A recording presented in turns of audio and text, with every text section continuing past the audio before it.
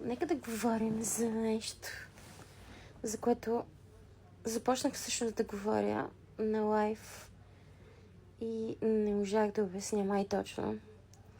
За това, че много голяма част от населението на Земята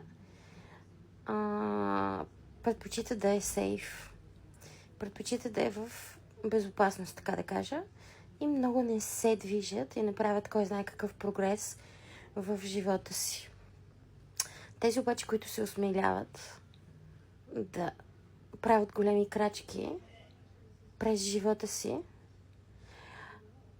има и много трусове, получават и много... турбуленциите са много сериозни хора. Буквално имате чувството, че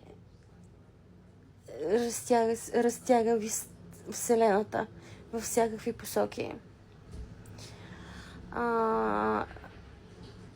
Какво имам в предвид? Имам в предвид, че може да ви отнеме много, когато решите да се променяте, може много да ви отнеме Вселената, но същевременно и много да даде.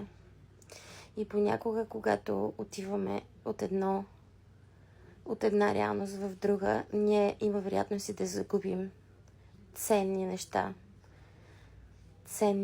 Например, ценни хора, приятелства, членове на семейство може да загубим бизнес, може да загубим всичко понякога.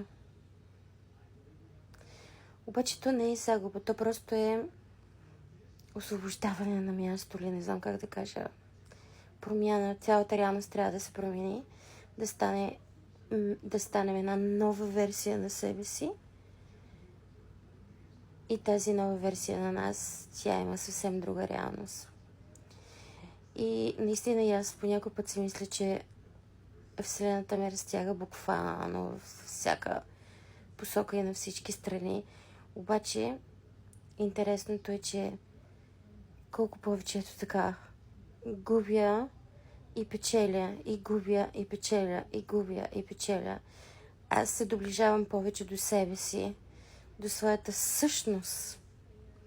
Вероятно, може би така трябва да се прави. Може би съм научкала правилните стъпки. I don't know. Просто разсъждавам на глас, хора. Какво мислите вие?